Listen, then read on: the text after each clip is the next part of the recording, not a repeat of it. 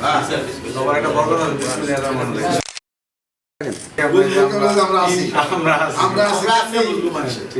দীর্ঘ ২৯ বছর পর Narayanganj chamber of commerce and ইন্ডাস্ট্রির নির্বাচন অনুষ্ঠিত হতে যাচ্ছে।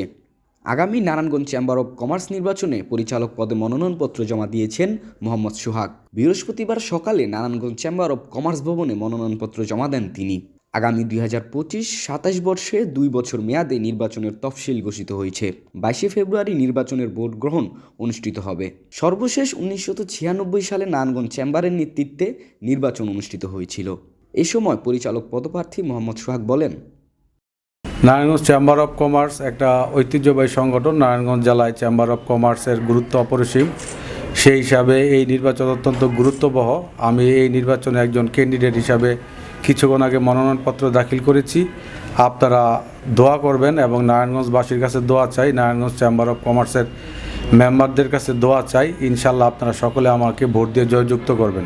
আমি নারায়ণগঞ্জ চেম্বার অফ কমার্সের পরিচালক পদে মনোনয়নপত্র দাখিল করলাম। ইনশাল্লাহ আপনারা সকলে আমার জন্য দোয়া করবেন এবং আমাকে ভোট দিবেন।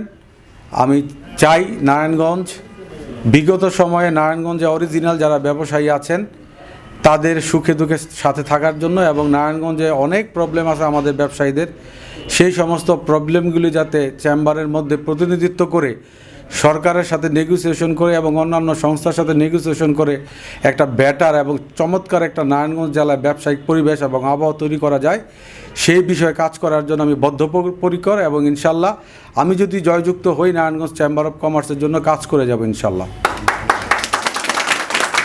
উজ্জীবিত বাংলাদেশ, নারায়ণগঞ্জ।